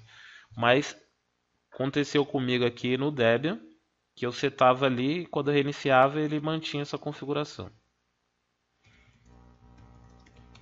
Ah, acho que aqui não vai setar, vai perder. Ah, perdeu. Tá? Por quê? Porque eu editei o meu arquivo. Se você não editar esse arquivo aqui, o Jean, que a gente já vai ver, que é o Nano Network Interface, ó, você tem um arquivo aqui, eu vou dar um cat, ó, etc network, que a gente já vai ver isso. Interface. Dentro dele está a configuração de rede. Eu coloquei a minha configuração aqui dentro, ó. O meu IP tá sempre o 70, ó. Tá vendo? Eu coloquei aqui dentro. Quando você coloca aqui dentro, você reinicia, vai validar sempre a configuração que está aqui dentro desse arquivo que a gente já vai ver. Se você não tiver esse arquivo, aí ele vai manter as configurações do ifconfig. Se você não tiver esse arquivo, por exemplo, se eu for lá no nano etc network interfaces e apagar tudo isso daqui, ó, vou comentar, não precisa nem apagar, ó.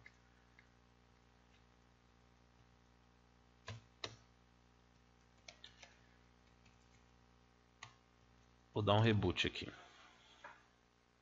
Agora eu não tenho mais o arquivo. Aí ele perdeu porque provavelmente você tem a configuração o arquivo interfaces, tá? Então o que vai acontecer? Mas fique tranquilo que a gente vai criar o arquivo também. Vamos com calma, como diria o Chico Picadinho. Com IP, né? Não, fica tranquilo. Então o que acontece agora, ó? Eu nem tenho a interface ETH0, ó, porque eu comentei lá. Então se você arranca o arquivo, por exemplo, etc, se você remover lá o arquivo etc network interfaces, você nem vai ter, ó, nano etc network interfaces. Eu comentei, ó, é como se eu removesse, né? Ou eu poderia até apagar esse arquivo, não tem problema, mas queria ele de novo. Eu nem tenho a interface ETH0, eu só tenho a loopback. Se eu der o ifconfig "-a", eu vejo que ela existe, ó, ETH0, mas ela não está demonstrando porque não tem nem IP nela. Então eu já vou dar ifconfig ETH0 up para subir essa placa de rede, ó. Eu digitei ETH0 errado, ó. ETH0 up. Agora essa placa de rede está ativa. Ifconfig ela aparece, ó. Só que ela não tem IP, não tem nada ainda. Tá vendo? Ela não tem IP, não tem nada. Então vou digitar lá ifconfig 192.168.1.89. ifconfig ETH0 192.1.89. Agora ela já está dentro da minha rede 192.168.1.89, tá? Então, pessoal, comando para colocar o IP. Esquece agora quando reiniciar, tá? Isso a gente vai ver no arquivo depois. Comando para colocar um IP. ifconfig a placa de rede ou a interface, né? Poderia ser wireless também. E nesse caso aqui é ETH0 e o IP que você quer definir. Nesse caso, você pega o IP da sua rede aí e define, tá? Ele automaticamente vai colocar máscara de subrede e endereço de broadcast. Aí o que acontece? Se eu for usar um ping www Google, olha o que vai acontecer. Não está acessando. Mas se eu der... Não é DHCP. É endereço estático agora aqui. Então, nós não mudou o gator ainda. Não está pingando porque eu não tenho um gator. Não defini uma rota de saída. É por isso que não está pingando. Não tenho rota de saída. Tá? Mas se eu pingar aqui, ó, 192.168.1.1, ó, ele tá fazendo um ping. Tá? Se eu fizer um ping aqui, ó, 8.8.8.8, também não acha, porque está saindo. Eu tenho que ter um gator. Eu tenho que ter uma maneira dele conectar a internet aí, uma rota de saída. Por enquanto só tem o IP e a máscara. Exatamente. Por enquanto só tem IP. Então, olha lá, na apostila, definimos o IP. Então ele fala na apostila, página 155 do PDF.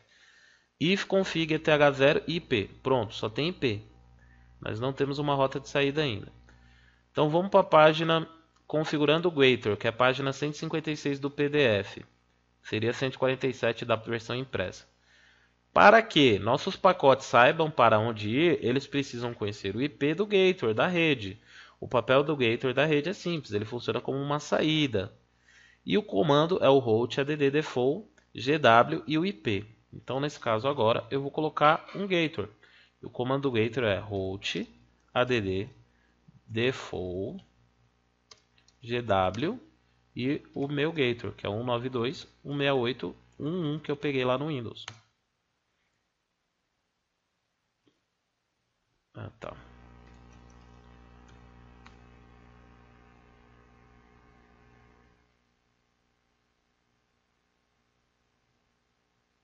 É 192. Agora sim, ó. Eu tava colocando 191. Você editou 91. É, tá vendo? A gente se perde, né? Vai explicando, lendo uma apostila. A hora que você olha pra tela, ela route add default gw 192.168.1.1. Esse é o meu gator. Agora, ele já falou que existe. Se eu usar o comando route -n, eu consigo ver, ó. 192.168.1.1, tá? Então, esse daqui é o meu gator padrão, meu gator de saída. Então, eu posso reiniciar minha rede, comando para reiniciar a rede, eu posso usar o invoke-rc.d networking stop e depois invoke-rc.d network start. Agora, muito provavelmente, eu já devo estar navegando. Ó, já estou navegando. Mas se você não estiver navegando, é porque você não tem o resolve.conf, ou seja, você não tem o DNS. Então, se eu não tiver DNS aqui, ó o que vai acontecer. Dá Ctrl. Oh, cara. Travou aqui. Pera aí. Não. Vou dar lá um nano etc resolve.conf. Deixa eu apagar esse DNS aqui. Ctrl X. De novo, comando invoke networking stop e start. Vou dar um ping no Google. E aí eu não pingo o Google. Tá? Você pode também tentar fazer isso daqui, ó, etc init.d networking restart. Gustavo, você pode fazer esse comando. Ao invés de você pode fazer o invoke-rc.d networking stop e depois invoke-rc.d networking start, ou você pode fazer um etc init.d networking restart.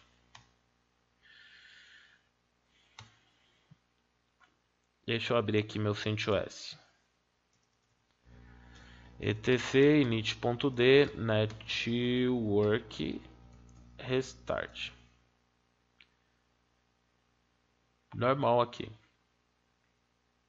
Ah, tá, porque você não tem o arquivo. Você não tem o arquivo de configuração. É por isso que falta o arquivo. Mas vamos criar o arquivo. Posso. Porque você não tem o arquivo de configuração. Nós vamos criar esse arquivo na unha, fica tranquilo. Por isso você não vai conseguir reiniciar a sua rede. Juliana, pode voltar no Nano? Nano, o que eu fiz no Nano? Ah, tá. O etc resolve.conf. Vamos ver lá. Então o que acontece, ó? Eu tirei o arquivo resolve.conf, então eu não tenho o Google, né? Não está navegando. Por quê? Porque eu não tenho setado o meu endereço de DNS. Então o que eu vou fazer? Eu vou entrar lá nano etc resolve.conf e aí sim eu vou colocar meu servidor DNS. Então é name server 8.8.8.8, que esse daqui é o servidor DNS padrão do Google. E aí eu vou dar Ctrl O no meu arquivo etc resolve.conf, ó. Vou colocar aí no chat etc resolve.conf, onde armazena o arquivo, o servidor DNS. Nesse caso eu coloquei name server 8.8.8.8. E aí eu vou dar Ctrl O, salvar, sair e vou reiniciar minha rede. Posso reiniciar lá com etc.init.d networking restart. Ok? Agora eu já devo estar pingando na internet. Já está funcionando. Tá? Então o que acontece? A pessoa fala para você, olha, meu computador não está navegando na internet. Então o primeiro passo para você fazer é primeiro ver se ele está acessando a rede. Aí você fala para ele fazer um ping na sua máquina aí para ver se ele está na rede. Aí se ele fizer lá um ping 192.168, por exemplo, o ping retornou, né? Tá ok, tá funcionando o ping, mas a internet só não tá funcionando, então pô, a rede tá funcionando, já tá navegando aí na rede.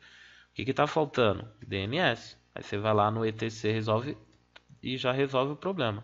No resolve.conf, tá? Quem não está reiniciando a rede é porque não tem o arquivo de configuração. A gente vai criar esse arquivo de configuração na unha para fazer funcionar a sua rede. Então, no caso, o Gustavo, você não está reiniciando porque você não tem o arquivo de configuração. Então, se a gente reiniciar a máquina, aqui não pingou não, nem respondeu. Aqui deu, professor, legal. No meu sistema está ganhando IP automaticamente, posso setar o resolve? Então, peraí, pessoal, vamos com calma. Se você está ganhando IP automaticamente, bem provável que no VirtualBox você está como NAT. E aí, como NAT, a sua máquina host é no DHCP, ela joga e dá IP para esse cara. Tá? Ela está dando IP para a sua máquina. Então, por isso que você tem que ir lá e colocar como bridge. Aí, quando você define aqui o IP aqui dentro, tá? Você está definindo lá. Se eu reiniciar o computador, eu vou perder essas configurações. Tá? Tudo que eu estou falando aqui, se a gente reiniciar, a gente perde. Se você for lá e voltar para NAT, vai voltar normal. Você vai navegar e etc e tal. Isso. Estava olhando a sua máquina nativa. Entendi. Entendi, Charles. Então, o que acontece? A gente vai colocar isso num arquivo para quando reiniciar não perder essa configuração que a gente fez até agora. O que a gente fez até agora? Só o ifconfig, né? Nome da placa de rede, nome da placa ou nome da interface, que é melhor, né? Pode ser qualquer placa.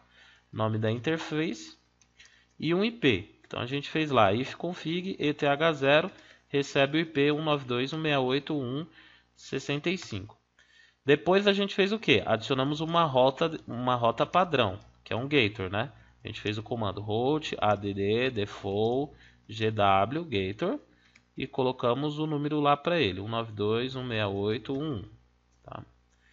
Então se eu dar o comando root "-n", agora eu tenho lá o meu IP está definido e eu tenho uma rota. Então, muito provável eu já estou fazendo ping aí no Google e etc e tal. Tá? Ó, tá funcionando. Já estou pingando no Google, já estou navegando. Então, só precisei definir o IP e a rota. Mas se eu reiniciar, eu vou perder isso. Ah, então tá cabo desconectado. Aí com o cabo, aí com o cabo desconectado aí não dá. Aí você tem que abrir o VirtualBox e nas configurações do VirtualBox aqui, ó. Aí você vem na janela do VirtualBox aqui, você tem dispositivo, rede e aqui, ó, conectar placa de rede. É que o cabo desconectado realmente não vai funcionar, né? É como se você tivesse tirado o cabo da máquina. Beleza? Aí sem o cabo na máquina vai dar lá que o cabo não está conectado, etc. e tal. Acontece, gente. Anda com calma, é um assunto que é complexo, que nós vamos usar aula que vem também. Fiquem tranquilos, é um assunto que não precisa ter pressa, né? Então no arquivo nano, network. Se você não tiver, você vai criar esse arquivo nano network interfaces. Peraí. Nano /etc network interfaces.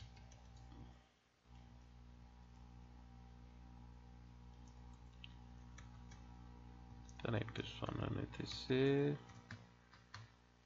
network nano interface. Tá. Dentro do arquivo nano etc network interfaces, ó, deixa eu colocar aqui, /etc network interfaces. É aqui que nós vamos fazer a configuração de rede para quando reiniciar a máquina não se perder. Então aqui, ó, tem um padrãozão aí, ó, de configuração que é bem simples, tá?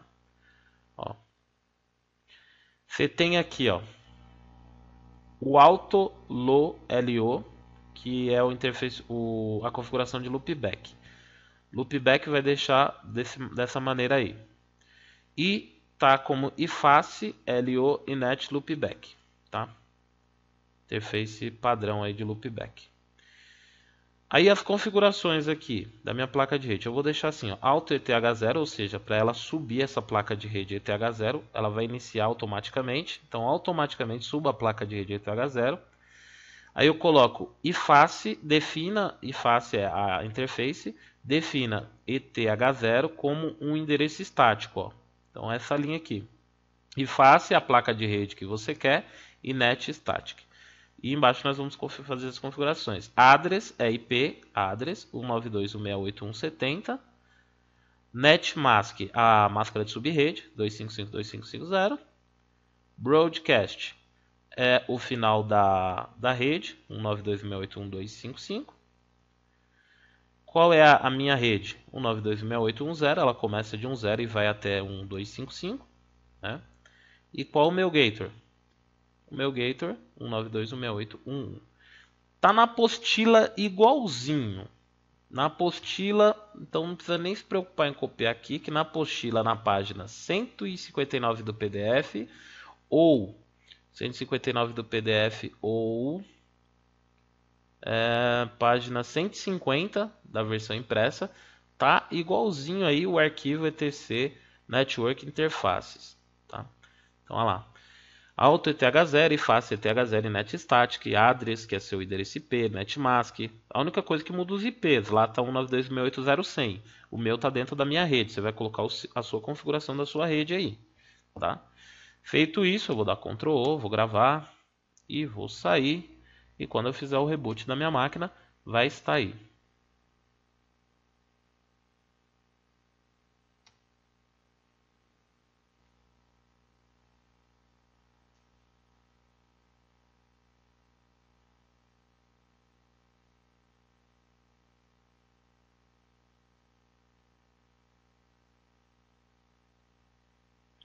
NET é uma identificação para interface de rede local.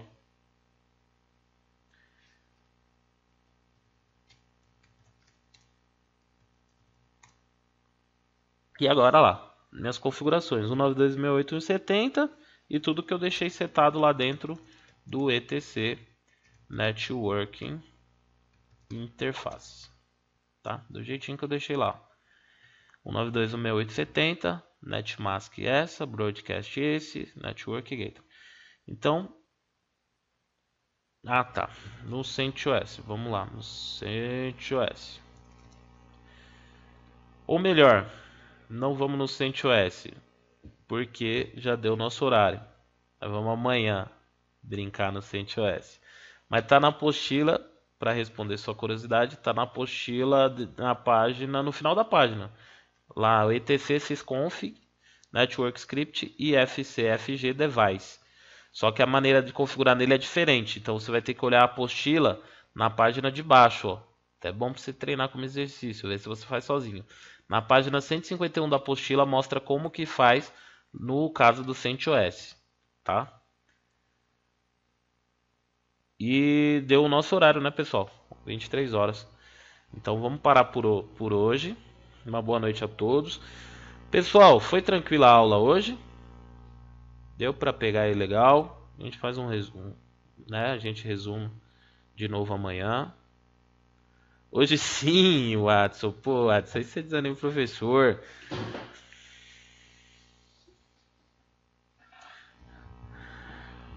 Legal, gente. Legal. Então tá bom, gente. Agradeço. E ó, nas avaliações lá do André, sejam positivos com o professor, hein, pessoal? O professor precisa continuar dando as aulinhas dele. Ajuda o professor. Muito bem, gente. Boa noite a todos. Fiquem com Deus. Poder superior aí de cada um na compreensão de cada um. Abençoe vocês.